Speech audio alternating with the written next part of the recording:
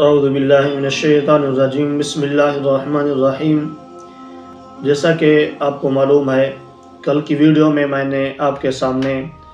کامل مرشد ڈھونڈنے کے لیے جو اوصاف بتائے، جو کہ امام غزالی نے اپنی کتاب کے اندر لکھے کہ جو اپنا مرشد ڈھونڈنا چاہتا ہے، تلاش کرنا چاہتا ہے، کسی کی بیعت کرنا چاہتا ہے، کسی پیر کی، اس کے اندر جو اوصاف ہونے چاہیے وہ کل آپ کے سامنے بیان کر دیے۔ آج الحمدللہ پیر کامل، جو پیر آپ کا کامل مرشد ہو، اس کا ادب و احترام، ظاہری اور باطنی جو ادب و احترام ہے، اس کے بارے میں تھوڑی سی ڈیٹیل دینے جا رہا ہوں کہ آپ نے جو آپ کا مرشد کامل ہے، اس کا ظاہری طور پر کس طرح احترام کرنا ہے اور باطنی طور پر کس طرح احترام کرنا ہے۔ تو سب سے پہلے ظاہری طور پر بات کر لیتے ہیں کہ ظاہری طور پر اپنے مرشد کامل کا احترام کرنا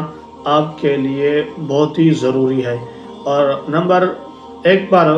ظاہری جو آپ نے احترام کرنا ہے، اس کا نمبر ایک پر سب سے پہلی بات تو آپ نے اپنے مرشد کامل کے ساتھ کسی بات پر بحث و مباحثہ نہیں کرنا، اور نہ ہی اس کی جو آپ کا مرشد کامل ہو، آپ کا جو شیخ ہو، اس کی کسی بات پر اعتراض نہیں کرنا۔ اگرچہ آپ لوگوں کے ناقص علم کی وجہ سے، ناقص ذہن کی وجہ سے آپ غلطی پر ہوں، پھر بھی اپنے مرشد کامل کے ساتھ بحث و مباحثہ اور اعتراض نہیں کرنا ہوتا۔ اور نمبر دو پر اپنے مرشد کامل جو آپ کا شیخ ہو، اس کی موجودگی میں کسی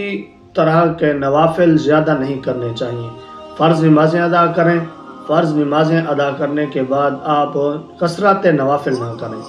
جب آپ کا مرشد یا شیخ آپ سے دور ہو یا آپ اس سے دور ہوں، تو اس وقت آپ یہ کثرت نوافل اور عبادات زیادہ کر سکتے ہیں۔ اور نمبر تین پر آپ نے اپنے شیخ کے ہر حکم کی اپنے طاقت کے مطابق، طاقت اور وسعت کے مطابق اپنے شیخ کی ہر بات پر عمل کرنا ہوتا ہے۔ یہ ظاہری اپنے جو آپ کا مرشد ہوگا، آپ کا کامل مرشد ہوگا، اس کی ظاہری یہی احترام ہے۔ تین باتیں ہیں۔ سب سے پہلے اعتراض نہیں کرنا، اس پر بحث و مباحثہ نہیں کرنا اس کے ساتھ، اور اپنے شیخ کے سامنے زیادہ نوافل نہیں پڑھنے، اور نمبر تین پر اب ہر حکم کے مطابق، اس کے ہر حکم کے مطابق آپ نے عمل بجا لانا ہے۔ اور باطنی جو ہے احترام کیا ہوتا ہے؟ باطنی احترام ایک ہی ہے۔